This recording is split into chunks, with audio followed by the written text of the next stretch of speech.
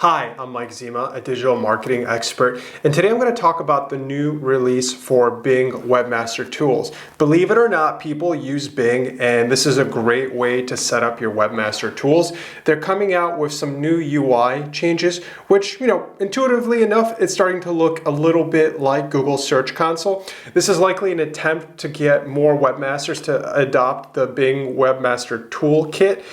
This is also a problem with Google because they're trying very hard for adoption, and most people don't geek out on this as much as us SEO experts. So Bing is a great tool to set up and forget it. That's really what we do. Most of our clients are looking at the lion's share opportunity in Bing, but if you're a local business, people will still find you through Bing, so it is very important to make sure you're optimized on Bing as well. Although a minor update, this at least is going to give us another first-party source that is going to allow us to validate Google trends against Bing trends against what we're observing in the combined data set. So it's going to be very interesting when we start to map all of this together.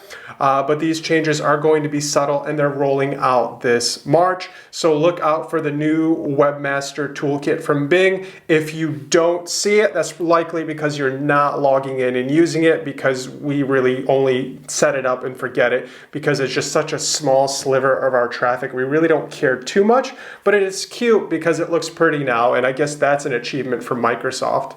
Thanks for watching. Now, please subscribe to our YouTube channel. Every day I'm publishing videos on growth hacking, digital marketing, how to be a successful entrepreneur. I really want to enable you to become a decision maker in your own business in the future of work. So if you want to come along with me on this journey, hit subscribe, hit notifications, and I'll talk to you real soon.